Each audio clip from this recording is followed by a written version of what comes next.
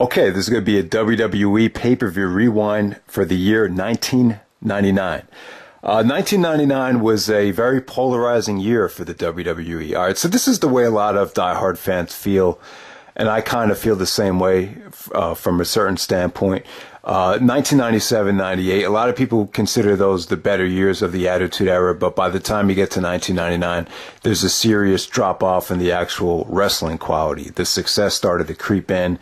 And, even though the product was successful, you could argue that 1999 was the most successful the WWE ever was in terms of television ratings. Maybe they were more successful in 2000. I doubt it because, they were missing Austin. So I would say, it's probably a safe bet. 99 was the best year that the company had in terms of television ratings. They beat WCW the whole calendar year, I believe. But the wrestling quality kind of dropped off. If you're a fan of, Olympic gold medalists and NCAA champions and technical Wolverines, going out there in the main event of Wrestlemania, this is probably not the year for you. On the other hand, if you're a big fan of, star power, great promos, great storylines, soap opera stuff, blondes with big tits, hardcore brawls, all types of wacky and, Vince Russo, Crash TV style storylines, maybe 1999 is your year. I would agree though. 99 had a lot of great moments. The problem is I think a lot of the best stuff happened on Raw. It seemed like at that time there was more of a priority to get the television rating than to actually deliver on a pay-per-view. So yeah, I mean, you did have a lot of must-see moments throughout the year that didn't even happen on pay-per-view. You had Rock versus Mankind, that whole feud, but probably the most memorable thing of that feud was the halftime show, the Super Bowl. They did a halftime heat in an empty arena for the WWF title, which was very, very memorable. One of those things where just people were talking about in school the next day. People probably talked about that more in school than the actual Super Bowl game, which was kind of a bust. I believe Denver Broncos, they blew out the Atlanta Falcons that Super Bowl. Austin came down to the ring with the beer truck right before WrestleMania 15 to really sell that pay-per-view. That was a huge moment. I think that was actually voted the number one moment in Raw history. The Rock had a funeral for the Smoking Skull belt. Then Austin came out and ran over the Rock's limo with a monster truck. That was, the Rock and Austin feud leading up to Backlash was incredible. Austin became the CEO. Linda McMahon appointed Stone Cold the chief executive officer of the company after Vince was declared the higher power. We'll get into that storyline later. Triple H turned heel. He cut that great promo on Jim Ross on Sunday Night Heat where he said, talk about student of the game. I am the fucking game. That was a, really the promo that really, got Triple H rolling in the right direction after he kind of got off to a shaky start as a heel. Chris Jericho debuted, which was a monster moment. Jericho interrupted The Rock on Raw, which was, probably the best entrance and the best debut anyone's ever had.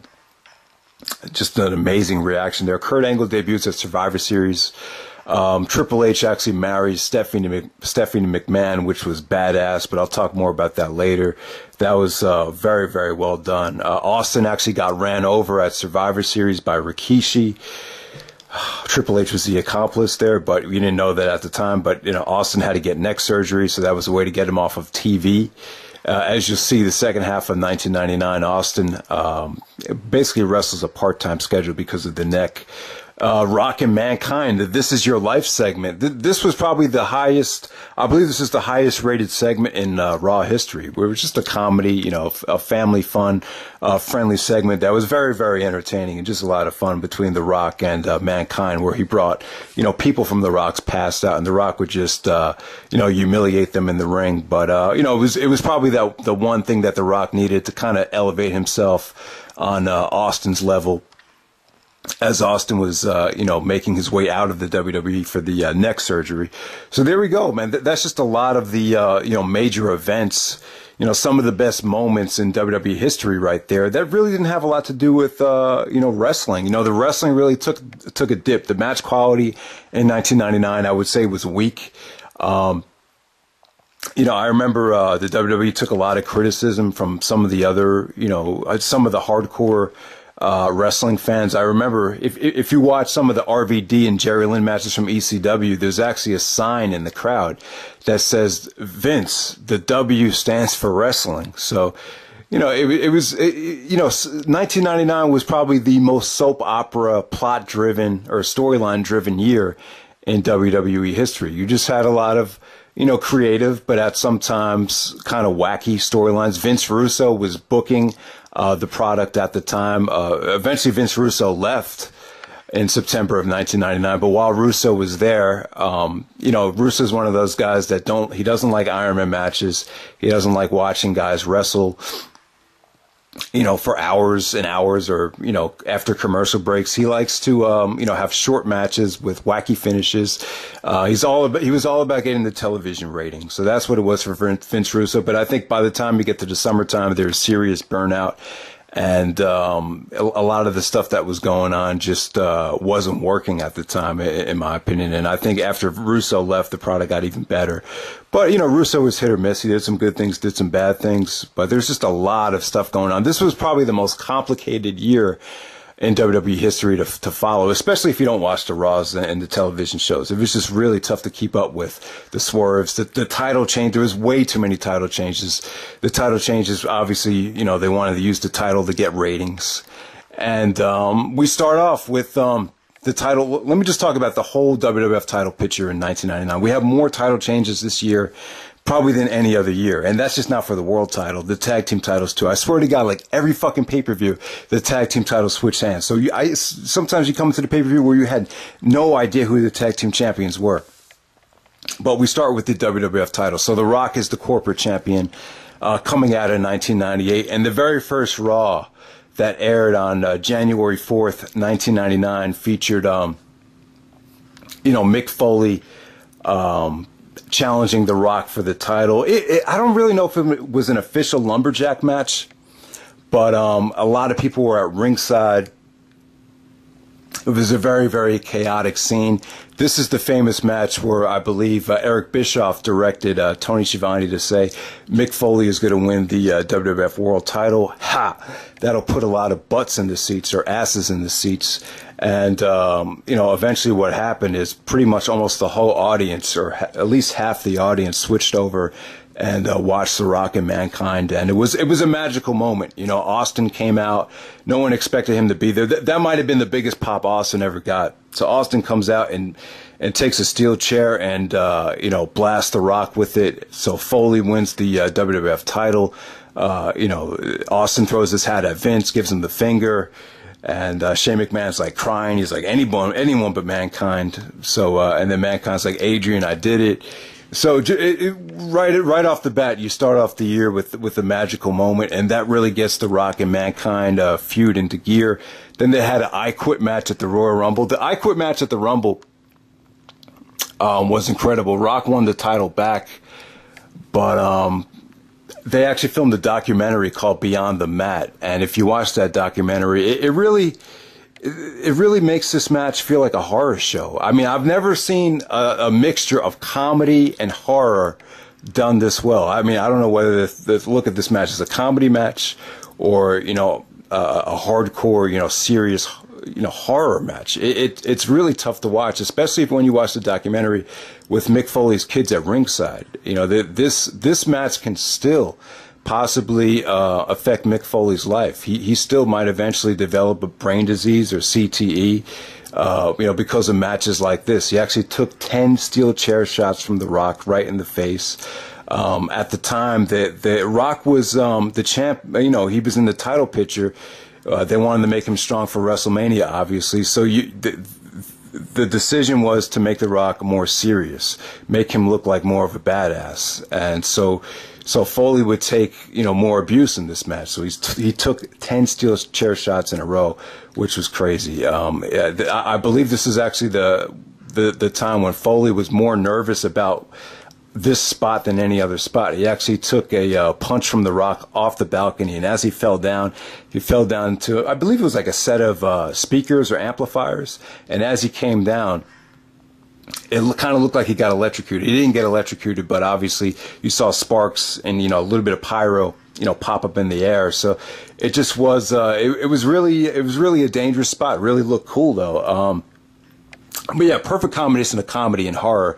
It was an I Quit match. So The Rock got on the mic and, really was funny. He was insulting Foley, called him a fat piece of monkey crap. Just like, he hit him with the ring bell. And then he's like, bell, he basically starts singing during the match. He's like, bells will be ringing. And, the people's elbow on the steel chair was crazy. He actually handcuffed Foley. And, after he handcuffed Foley, he hit him in the head 10 times with the steel chair. The Rock actually used a audio recording of Foley's saying, "You will never hear me say the words, I quit, I quit." But he edited it and just played the I quit. So, I don't know. It's kind of a Russo wacky finish, but, it is what it is. It got the job done. So The Rock won the title back there. Then they had the match at halftime, Heat, which was hilarious. Again, The Rock was just a lot of really, really funny, a lot of brawling all over the empty arena. Eventually, Foley won the title back by dropping a wooden pallet and from the forklift onto The Rock. But, The Rock was hilarious. I remember probably the funniest part of the match was when they were brawling inside of a office and the phone rang.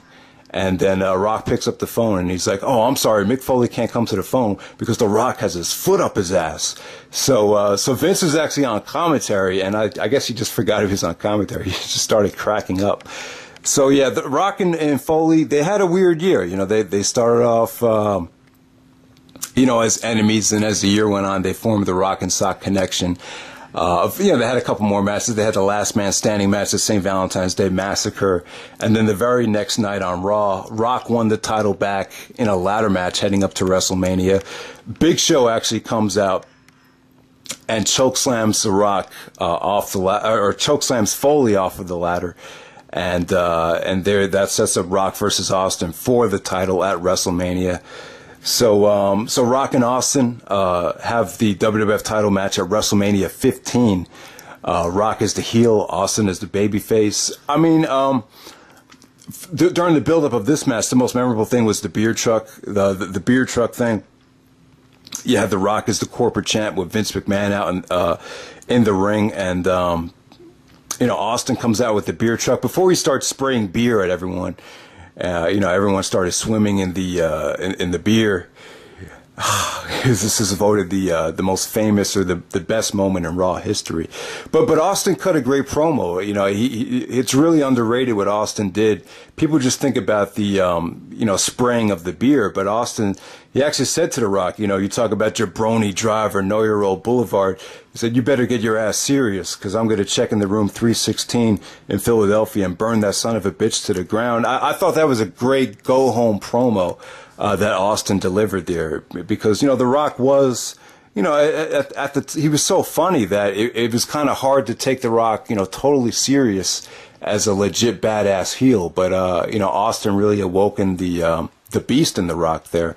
And, Austin and The Rock at WrestleMania 15, it's kind of overshadowed by the WrestleMania 17 match, but I still thought it was great. At that time, there was some controversy about putting Foley in the match. I believe Shawn Michaels was kind of politicking for The Rock not to be in that match.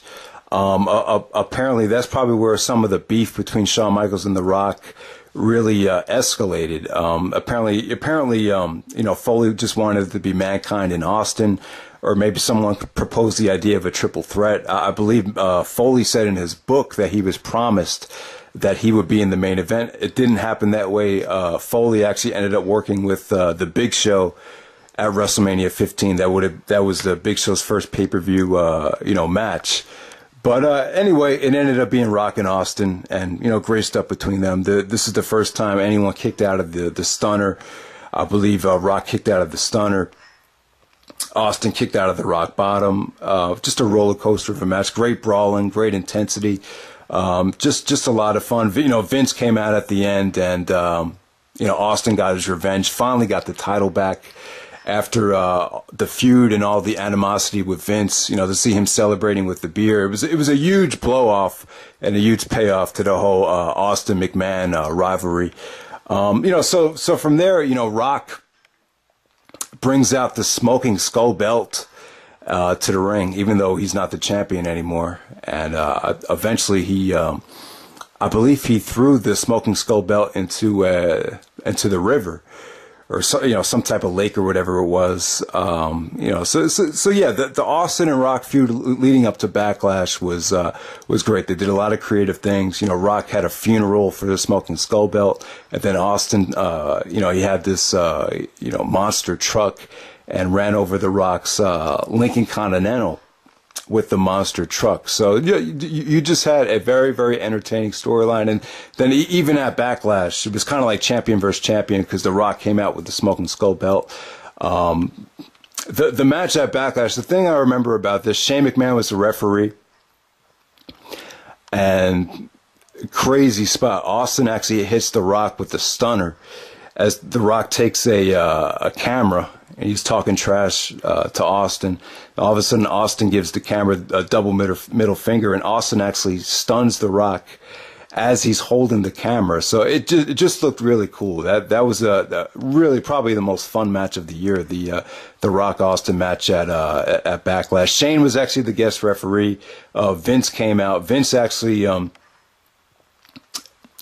Shane were in the middle of turning on each other. So Vince actually helps Austin retain the title somehow, some way. It didn't really make sense, but the reason why Rock jobbed to Austin again, the reason they put Shane McMahon in the match was to turn The Rock babyface. The Rock basically blamed that loss on Shane McMahon. So The Rock calls out Shane McMahon the next night. And basically, there you go. You get The Rock finally as a babyface. And The Rock was just getting too popular. Even as a heel, everyone was singing his catchphrases and everything. So, yeah, that kind of puts a hold on the Rock and Austin feud until, WrestleMania X7. So from there, Austin is the champion. God, man, things get really, really wacky here. So the Undertaker is the #1 contender. In 1999, The Undertaker was doing his whole Ministry of Darkness phase. This was probably the most depth I think The Undertaker character ever had. He was a legit badass heel. He was a really, really evil. The corporate, let me say, they were called the Ministry of Darkness. But eventually they kind of merged with the corporation, so they became the corporate ministry, and it was kind of masterminded by Shane McMahon. So Shane and Undertaker kind of had co-alliances right there. Shane is actually the special guest referee at Over the Edge, and helps the Undertaker defeat Austin for the WWF title. We had Vince actually came out to try to help Austin, but it backfired, and somehow Undertaker rolled up Austin, and then we had Shane McMahon giving probably the quickest 3 count in WWE history. So Undertaker wins the Smoking Skull title as Austin came out to the ring with that. So Undertaker's the champion now. That was kind of a bittersweet moment, bittersweet night on pay-per-view, because Owen Hart had passed away. Once again, that's one of the biggest things from 1999 was the death of Owen Hart at Over the Edge, but we'll talk more about that later. I just want to stay on the WWF title picture. So Undertaker is the champion in the corporate ministry.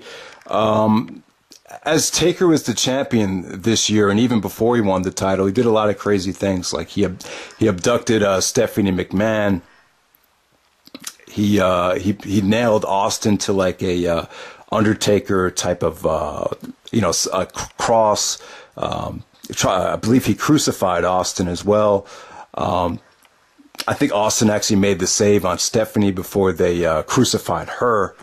So, I mean, this storyline, it was really tough to keep up with it. He did something with, I believe he tried to sacrifice Ken Shamrock's sister, and then Taker had a feud with Ken Shamrock before he won the title. So Taker was, probably the most hated he ever was at this time in 1999. And then eventually The Rock earned himself a title shot at King of the Ring. Taker actually defeats The Rock by using ether. And the help of Triple H. Triple H actually turns heel, and he joined the corporate ministry, so he assisted The Undertaker in a successful title victory over The Rock at King of the Ring. So Austin actually was appointed the chief executive officer at this time. So he was actually the CEO. And after he lost power to Vince McMahon and Shane McMahon at King of the Ring, Austin got himself a title shot the next night on Raw. So Austin actually cleanly defeated The Undertaker to win the title back. That sets up the end of an era match. The end of an era between Vince McMahon and Stone Cold Steve Austin. The stipulation was if Austin wins, then Vince would go away. But if Austin loses, then Austin could never challenge for the WWF title again. Once again, just another Russo, storyline right there that didn't really, they didn't live up to its end of the bargain, because Vince McMahon came back anyway, even though Austin had lost. But this was a first blood match, a first blood end of an era match. Crazy stuff. Austin and Undertaker were brawling and attacking each other throughout the whole pay-per-view. They make each other bleed because it was a first blood match. So that was creative. I thought that made sense. They were both trying to, seal up the blood wounds so they wouldn't start bleeding during the match.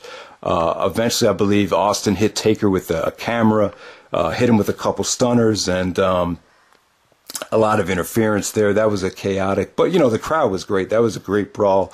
A really good first blood match. One of the best first blood matches ever between Austin and Undertaker. So Austin successfully defends the title going into SummerSlam. So as SummerSlam approaches, Triple H is gaining a lot of momentum. He cut the great promo on Jim Ross on Sunday Night Heat.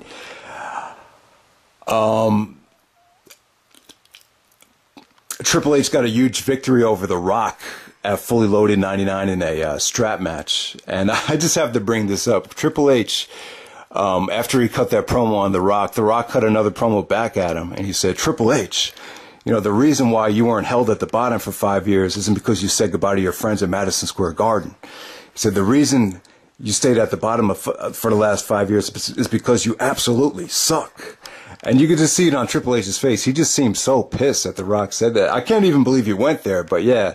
One of those things that just the tension between Rock and Triple H always felt real, and it's because of promos like that. The 1999 is when, in my opinion, The Rock was in his prime as far as promos go. I think this was The Rock's best year as far as just being entertaining and just being genuine and really cutting hard ass, really badass promos in '99. But Triple H gets the win over The Rock to become the #1 contender. So that sets up Jesse Ventura as a special guest referee at SummerSlam. So we have Austin, Triple H, and Mankind in a triple threat match at SummerSlam '99. And this was the worst part of '99, in my opinion. Just the whole build up to this match. Austin was definitely getting stale as 1999 progresses. I don't even know how Mankind got into this match. This was, I imagine it was Russo, but Jesus Christ. I mean, they had Chyna win 2 #1 contenders matches to earn herself the right to compete at SummerSlam, and she still finds her way out of the match. Triple H called Chyna an ungrateful bitch. And, somehow, some way Triple H got his spot back, and it ended up being Austin, Triple H, and Mankind. Mankind surprisingly pins Austin clean with the double arm DDT. This is the first time I believe Austin lost clean since he had turned babyface. So huge victory for Foley there. There's some backstage politics about this match. I think the reason why Foley won is they didn't want to have Austin do the job to Triple H before they really had a one-on-one match. They just wanted to get the title off of Austin so they could get the title onto Triple H because Austin was hurting. I believe the neck started deteriorating at that time. So Triple H defeats Mankind the very next night on Raw. This is the first time Triple H had ever won the title. Should it have come at SummerSlam? I don't really know. I don't really think it mattered in retrospect. To me, Triple H's defining moment was when he got the victory over Vince McMahon in Armageddon and sided with Stephanie. That's when I feel like Triple H was a legit, champion, legit main eventer. The win over Foley, it is what it was. They were kind of using the title to get ratings. Then all of a sudden, SmackDown comes into effect. So we have SmackDown Once again, they want to try to build up the television ratings of SmackDown, so they have Vince McMahon actually defeat Triple H for the title. As 1999 progresses, there's a huge feud between Vince and Triple H, just really, really personal, where Triple H is attacking and doing anything he can to remain champion because Vince McMahon does not want Triple H as champion. So it's really weird how we kind of transition from the Austin McMahon, feud. All of a sudden you have Triple H and Vince hating each other, with Vince being the babyface. So it's it was kind of an awkward transition, but Vince McMahon won the WWF title on SmackDown. So I really thought that delegitimized the title. I thought they were using the title just to get ratings. So after Vince wins the championship, the title is vacated.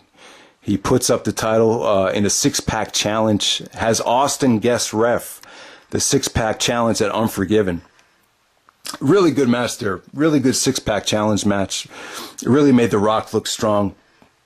The referees were on strike at the time, so Austin was the guest ref. And Triple H, even though him and Austin were feuding at the time, somehow, some way, Triple H pedigrees The Rock and gets the first pinfall and wins the WWF title back at Unforgiven. That sets up Austin and Triple H at No Mercy. The Austin Triple H feud going into No Mercy was really, really good. Triple H as champion in '99 was really, really great. I think he did a great job. His intensity and his drive and his willingness to make the title seem more important than anyone really came through. He just had a lot of fire in his eyes at the time, and really, really personal stuff. They actually did a segment where there was a rattlesnake, because Austin's the Texas rattlesnake. They had a rattlesnake. Triple H sold the fact that the rattlesnake, bit him. So he comes in with all this makeup on, with the championship, and he's like, Austin, if this is what it's come to, then I don't want to be championship anymore. If you want the championship this bad, then here, take it. So as he gives Austin the belt, he starts, beating the shit out of him, and he calls him a stupid son of a bitch. So it was a nice swerve there. I really thought it was good acting and a pretty good creative storyline. Russo had actually been let go. I mean, he actually decided to quit the WWF because of SmackDown. The workload was too big between trying to write for Raw and SmackDown, so he took a job with WCW. So already you could see that the storylines got a lot more simplistic and just a little bit better, in my opinion. Really thought the match that Triple H and Austin had at No Mercy was quite underrated. Triple H goes over Austin with the help of The Rock. The Rock accidentally nails Austin with the sledgehammer. And this sets up beautifully the triple threat match of Survivor Series. So you have Triple H, Rock, and Austin at Survivor Series in what would have been probably the most star-studded triple threat match of all time. Unfortunately, Austin got ran over at Survivor Series. His neck was deteriorating big time. And Austin felt like he was getting stale as well. As '99 progresses, there just wasn't a lot of memorable stuff that Steve Austin did. And in my opinion, the injury and just, probably just a little bit of burnout from the creative side, from the creative part of things, really cost him the MVP of 1999, in my opinion. So Big Show is in a feud with Big Boss Man. He annihilates Big Boss Man's team at Survivor Series, squashes everybody. So he replaces Austin in the triple threat match. Vince McMahon's at the hospital trying to help Austin after he got ran over by, obviously with Triple H set it up. But Vince was at the hospital. So as the match is about to end, Vince comes out and costs Triple H the match. Big Show chokeslams him, and Vince counts to 3. And the Big Show is the new WWF champion heading into the year 2000.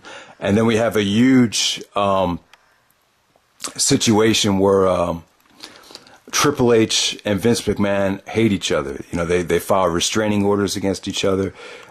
Really got out of control. Going into Armageddon, they sold this as the most personal feud in WWE history. Triple H actually marries Stephanie McMahon leading up to Armageddon. Stephanie actually was going to marry Andrew Test Martin, on Raw. So here's what happened. Triple H actually, China, this is non-kayfabe, but China said to Triple H, he said, with the amount of heat you have, you should just marry Stephanie. Because they didn't know creatively, apparently, they didn't know what direction they wanted to take the wedding. They just had a wedding coming up, but they didn't know what to do with it from a soap opera standpoint. So Triple H actually takes Stephanie, drugs her to Las Vegas, and they get married at kind of like a drive-through wedding service where Michael Jordan had gotten married. Some other stars have gotten married that way, where it's not a big, hoopla. It's just kind of, let's just get married and get the fuck out type of thing. So Triple H interrupts the wedding right before they're about to do the I do's and, all the wedding stuff. And when Triple H's music hit, that was badass. That was, it's really, the thought of actually interrupting a wedding, it's just really, I don't know, it's just really, really, it just makes my blood boil. It's just one of those things where, man, that's just so badass. Like, could you imagine, like, someone about to get married and all of a sudden Brock Lesnar's music hits and he just F5s everyone at the wedding. It's just, I don't know, it's just one of those things that, that's what makes pro wrestling so, that's one of the great things about pro wrestling. You could do stuff in this business that you cannot do in other sports. So it's just, it was really cool and, really put Triple H over as a huge badass heel as he showed the footage of him actually marrying Stephanie McMahon. And, the reason he did it was he just wanted a title shot. He wanted to get his title shot. And, that's basically the reason he did it. He felt like Vince was never going to give him another shot at the title as long as he was there. So that was his way to get the title shot. And, it led to, it was a storyline that became real life, as we all know. So that's pretty much it as far as the WWF, title picture. Really quickly, before I get into the MVP candidates, let me just talk about some of the other people on the roster that, Sable's situation was kind of weird. I don't know exactly what happened, but she left the company after WrestleMania. There probably was a situation where they wanted her to get naked and she said she was fed up and then she trashed everybody. So she didn't leave on exactly good terms, but she returned back in 2003. So, about 4 years later, she did come back, but, the Playboy was incredible. When she did Playboy, everyone bought it. I think it set records for the highest selling Playboy by anybody at that time. So, Sable was still a big player, in the WWF at the time. Let me talk about Owen Hart now. Obviously, Owen Hart was the, Blue Blazer. And, he was scheduled to make like a Sting type of, entrance at Over the Edge. Something went wrong and he actually, fell and he died. I'm not going to rate that pay-per-view, by the way. That's just going to get an NA. But, I thought the pay-per-view came off pretty well, considering what happened. It wasn't like people went out there and couldn't work. I thought they got the job done, but they did a tribute show the next night. Really, really, really tough to even talk about here. I wish it never happened. It sucks that Owen Hart was, working as the Blue Blazer. He deserved so much better. Just a couple things that hurt Owen Hart as the years progressed. Bret Hart leaving didn't help. The injury to Austin didn't help, but they had, I believe the Owen Hart tribute show did a better rating than any other show in Raw history overall. So, Bret kind of looked at that as kind of like a sleazy pro wrestling type of way to get ratings. But, rest in peace to Owen Hart. It's just a shame that, his life had to end like that. British Bulldog actually came back as a heel for, a couple pay-per-views at the end of 1999.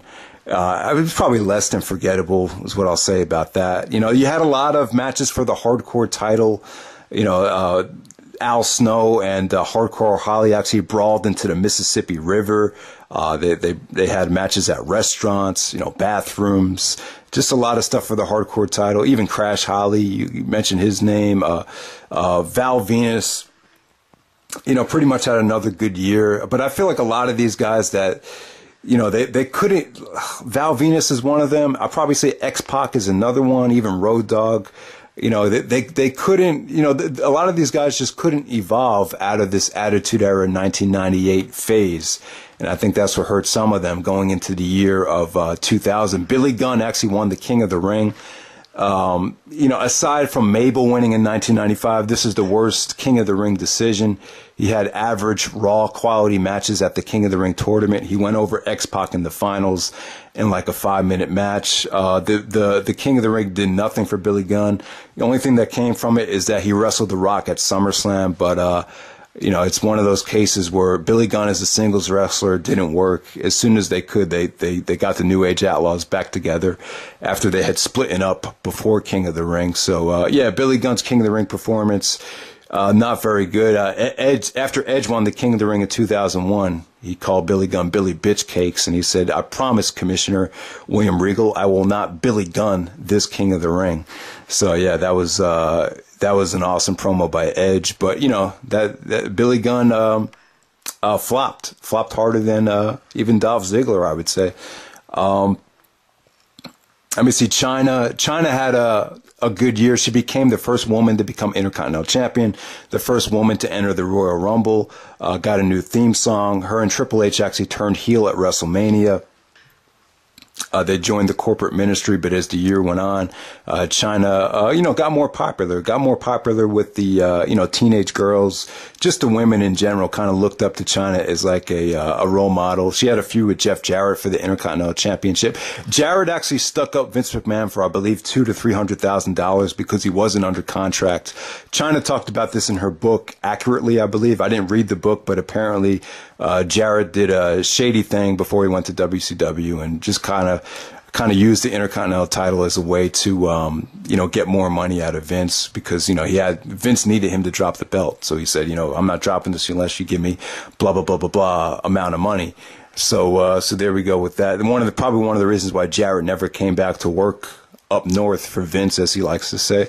So there you go. I mean, the 1999 just had a lot of crappy matches. And, to me, Rock, Austin, Triple H, Undertaker, Foley, when Jericho returned, you know, Shane McMahon, those are the guys that carried the company to me. I thought the undercard scene was horrific. They got a lot better in 2000 with the likes of the technical guys like Angle, Eddie, and Jericho, and Benoit would make his way through, and the obviously you saw more talent utilized better in the year 2000, which was a much better year. You know, D'Lo Brown, Godfather, Ken Shamrock was kind of on the way out. Test, you know, got his opportunity against Shane McMahon, but not much else. Al Snow had some, you know, fun hardcore matches. The APA kind of dominated the tag team division, the New Age Outlaws. The tag team scene was very, very stale. The titles were changing hands every month. The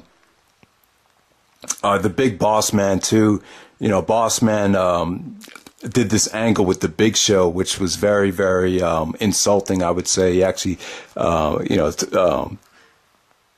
had his police car and actually started dragging, you know, the Big Show's father after he passed away in a coffin, and was, you know, basically stole the coffin. So, yeah, that was a crazy storyline right there. But the Big Boss Man was not a good worker, in my opinion. So there we go with some of the other names from 1999. Let's go right into the top 10 MVP candidates.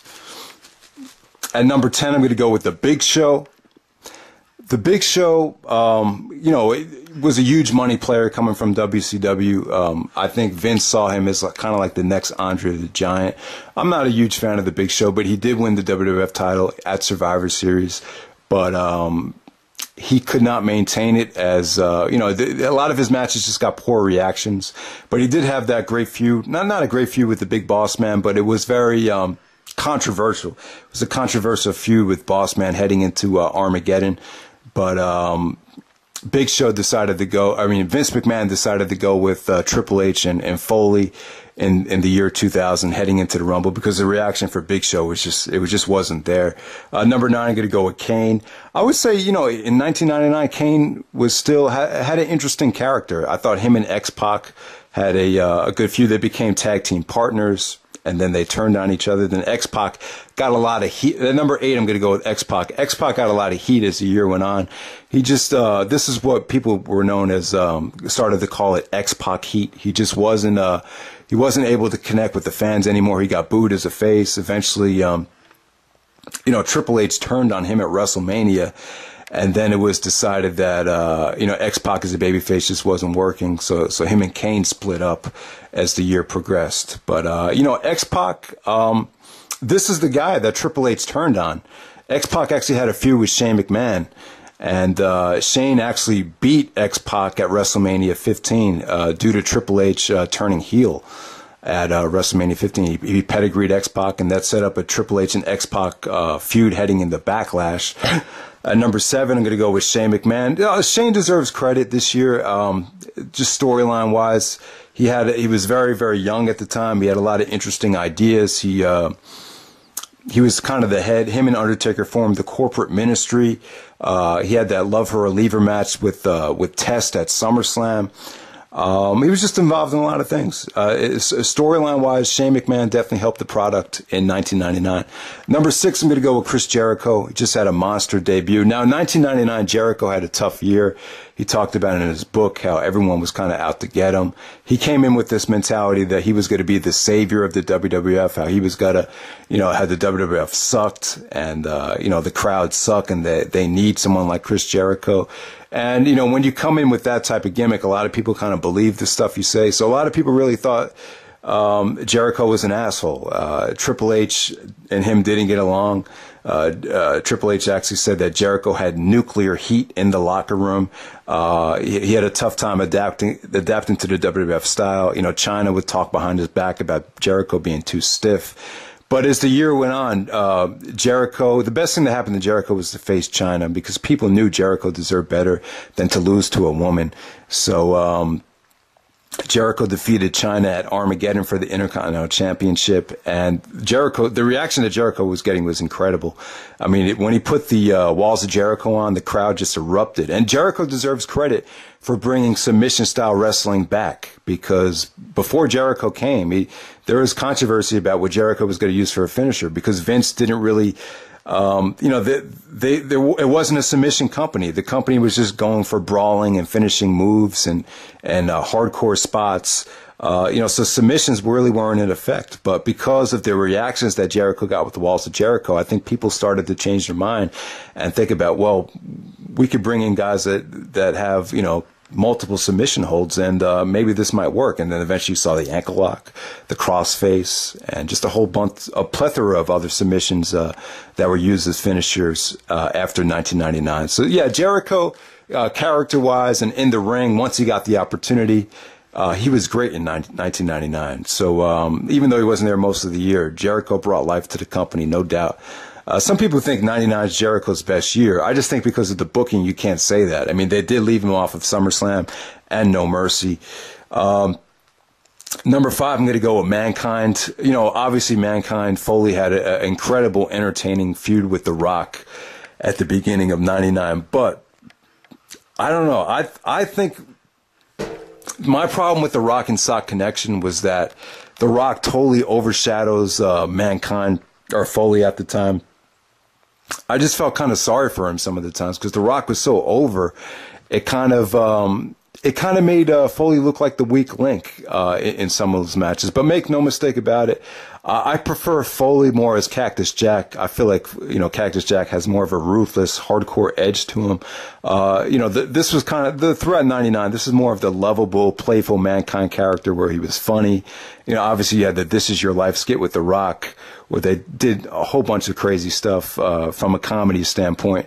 So yeah, I put Foley at number 5. He did have some ups and downs, though. They took the title away from him too quickly, but he did win the WWF title 3 times in 1999. I think it was for a combined 26 days or something like that.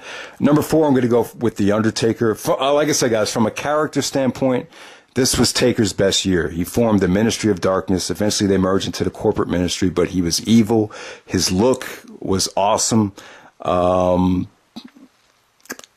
the ring, I can't say that it was his best year, but from a character standpoint, he really took it up to the next level. I mean, he did some controversial things and some crazy things. The abduction of Stephanie McMahon, even with Kem Shamrock's sister, he did some really cutting edge and controversial things that really made the Attitude Era what it was in 1999. Number 3, I'm going to go with Triple H. Triple H morphed into a main event heel here. He got off to his tough start after Triple H turned heel. Triple H and China turned heel together. They both turned on Kane at WrestleMania, so they joined forces. But then, obviously, Triple H turned on X-Pac into Generation X at WrestleMania 15, and he joined the corporate ministry. After Triple H turned heel, it seemed like he had a really tough time.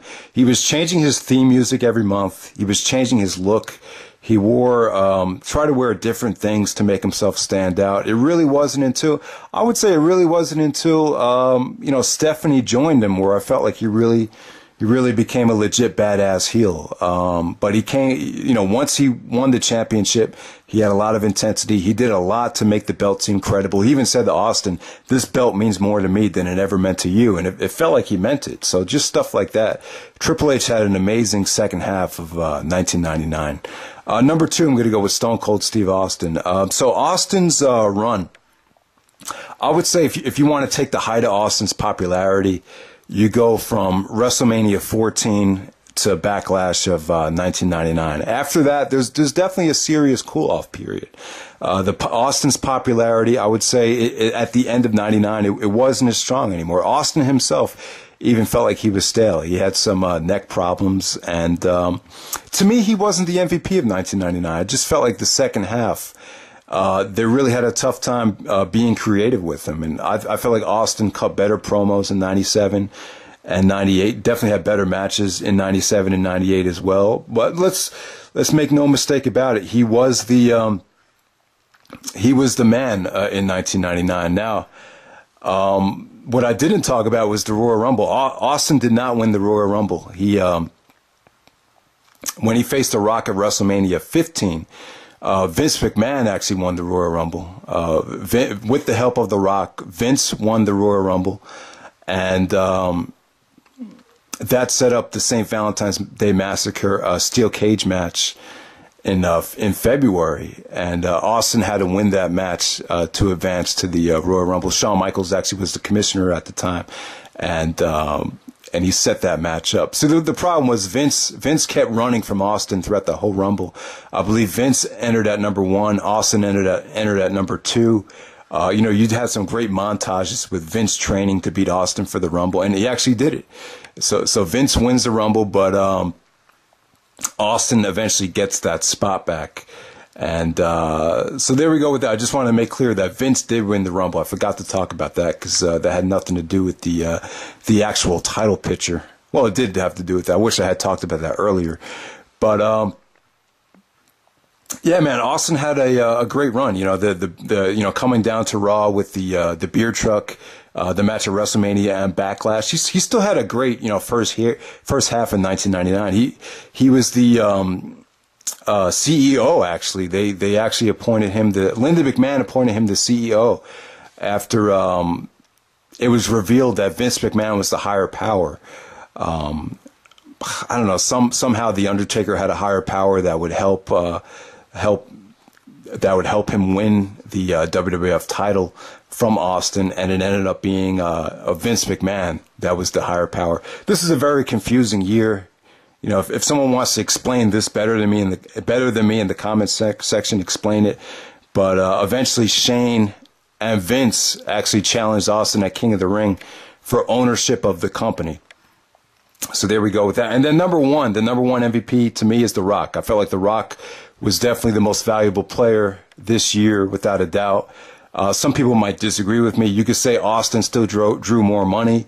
I did read a report that Austin drew about $6 million in 1999, which at the time I think that's a lot of money. But to me, when I think about 99, I think of The Rock and the Mankind feud, that This Is Your Life segment, Rock's great promos, Rock and Sock connection. The Rock finally, he stepped up his conditioning as the year went on, the corporate champion, the corporate heel. You know, and I'm a bigger fan of Austin than I am of The Rock. I really am, you know, but for this year, 1999, I'd have to go with The Rock. I know some people have disagreed with me in the past about that, but it is what it is. I think even think you could argue as Triple H, surpassing Austin in the MVP voting as well, but, you know, I still put Austin at number 2. So let me know what you guys think about that. Let's see what else we got here. All right, so last thing, I just want to run down the pay-per-view quality. Pay-per-view quality sucked. There's nothing in 1999 that there's no pay-per-view was great in 99. Nothing got above a 7.5. The actual undercards were not good. Like I said, guys, 1999 featured great promos, great guys in their prime, some good storylines, some chaotic booking, a lot of title changes, but the pay-per-view quality was not good. Royal Rumble featured the great I Quit match, the actual Rumble where Vince McMahon wins the Rumble. Some people consider this one of the worst Royal Rumbles of all time. It's a great swerve. I thought it was something different. I don't think you could have Austin win the Royal Rumble 3 years in a row, so I'm glad they did that. St. Valentine's Day Massacre featured Vince McMahon and Stone Cold Steve Austin in a steel cage. WrestleMania 15, one of the most disappointing WrestleManias ever. The undercard felt like a Raw quality show. It really did, but I think Rock and Austin is still a great main event. Backlash was the pay-per-view of the year. Backlash had a plethora of really good matches. Triple H and X-Pac. The Triple H and X-Pac match, that's the first match where I kind of feel like Triple H started, you know, that's the first match where Triple H squashed somebody. You know, it really felt like that. Just the way X-Pac lost, you just really had to feel bad for him because he actually got help and still was not able to beat Triple H, and Triple H still pedigrees him to get the victory. So if you want to look back at when was the first time Triple H really squashed somebody, you got to look to that Backlash match. Shamrock and Undertaker had a slept-on classic at Backlash. Now, the crowd sucked. The crowd hated this match because it was very submission-oriented. And that's the thing. In 1999, you know, the crowd wasn't used to seeing, you know, an MMA, you know, submission-oriented, you know, 20-minute match. So they kind of chanted boring, and it didn't come off that well. But the actual submission work was a breath of fresh air, in my opinion, and the amount of time that they got was really surprising to me. And then Rock and Austin at Backlash was just a lot of fun. So Backlash was the pay-per-view of the year for 1999. They go to the UK for No Mercy. The UK pay-per-views are glorified house shows, so those are the worst pay-per-views of the year. I'm not going to rate Over the Edge because of what happened to Owen Hart, but Over the Edge is when Undertaker beat Austin to win the title with the help of Shane McMahon as the guest referee. King of the Ring was an awful show. I mean, really, you know, Billy Gunn won the King of the Ring. Austin lost the CEO title and ownership of the company in a ladder match to Vince and Shane McMahon. Fully Loaded was okay. You know, Austin beat The Undertaker in the first blood match, the end of an era between him and Vince. SummerSlam was average triple threat match. That triple threat match is not that great when Foley won the title from Austin. Really an average SummerSlam. Unforgiven had the six-pack challenge with Triple H winning the title back, which wasn't a bad pay-per-view, but it wasn't anything special. Rebellion featured the really good steel cage match between Triple H and The Rock. Really the first time Triple H and The Rock got to go out there as a main event, in the main event, and really shine without, you know, Austin. So that was really, really interesting to watch. No Mercy was a good pay-per-view. You had the arguably the match of the year with the Hardys and Edge and Christian, their coming out party in the ladder match. And then you had Austin and Triple H in a very underrated match between them, probably their most underrated match together, when Triple H defeated Stone Cold Steve Austin with the help of The Rock to retain the WWF title. Survivor Series, Big Show won the title, replaces Austin in the main event. I would say Survivor Series, you were probably more pissed off than any other pay-per-view in 99 with Survivor Series because, you know, Big Show replacing Austin in what would have been the biggest triple threat match in WWF history, seeing Austin get ran over, knowing Austin's going to be out for the whole year, you had to be really pissed off if you knew that was going to happen. But Survivor Series, you could tell without Russo, the pay-per-view structure was getting a little bit better. Then at Armageddon, Triple H and Stephanie McMahon joined forces. Triple H defeats Vince McMahon in a no-holds-barred match, and Stephanie swerves everyone and joins Triple H after she was rooting for her father the whole match and proclaimed that she hated Triple H. But really an awesome moment to see Triple H and Steph fall for each other there. So really quickly, the top 10 matches of the year: Triple H versus X-Pac at Backlash, number 10. Number 9, Austin versus Mankind versus Triple H. Jesse Ventura, the guest referee at SummerSlam. Number 8, Austin Undertaker, Fully Loaded. End of an era first blood match. Number 7, Triple H versus The Rock, the Rebellion steel cage match. Number 6, Stone Cold Steve Austin versus Triple H from No Mercy. Triple H defends the title there successfully. Number 5, the six-pack challenge from Unforgiven, where Triple H won the vacated title back. Austin was the guest referee because the referees were on strike. Number 4, Rock versus Austin from Backlash. Austin wins back the Smoking Skull title, celebrates with the Smoking Skull and the WWF title, 2 titles. The Rock actually blames Shane McMahon for the loss. Vince helps Austin win retain the title. Rock turns babyface the next night and blames Shane McMahon for the loss, like I said. All right, number 3, Rock versus Austin at WrestleMania 15. Definitely a great main event to a bad WrestleMania right there. Number 2, Edge and Christian versus the Hardy Boys, the Terri Invitational No Mercy ladder match. I believe if you won this match, you get about $10,000. Plus the services of Terry Reynolds. Obviously, Jerry Lawler had some fun with that on commentary. But this is the first match where you could definitely tell the tag team division was moving to new ground in the year 2000. Young guys, high-flying, doing things off the ladder that you had never seen before. Jeff Hardy with some incredible bumps here. So Edge and Christian and the Hardys got a standing ovation after this match was over. This is one of the best standing ovations ever in WWF history right there. So definitely a great match. And then number 1, Rock versus Mankind, Royal Rumble I Quit match. I thought this was the match of the year for 99. It has its own identity. I've never quite seen a match combine horror and comedy this well. The Rock was hilarious on the mic. Foley took some brutal bumps, handcuffed, took 10 steel chair shots to the head, almost killed himself. I'm sure there's probably going to be serious ramifications still possibly from this match in Mick Foley's career. I'm just glad he retired when he did. He retired at 34, and thank God, because who knows how long he could have, put his body through matches like this. But yeah, this is the match where The Rock really, he needed this match to become a legit badass heel. It really made The Rock seem aggressive. The ending, some people might hate the ending because of his, just audio of Mick Foley saying, I quit. But, it is what it is. It really is a great match. I think it's kind of underrated too. None of these, 1999 didn't have the technical wrestling that the year 2000 and 2001, 2002 had, but you had great personalities, you had great storylines, you had great promos, great segments, great moments. Match quality is kind of average. Vince Russo's not a great wrestling fan, so he didn't want to book crazy stuff. And the undercard was kind of weak. But the main event players, Rock, Triple H, and Austin, in my opinion, those are the guys that carry the company. That's 1999. I hope you guys enjoyed the video, and take care.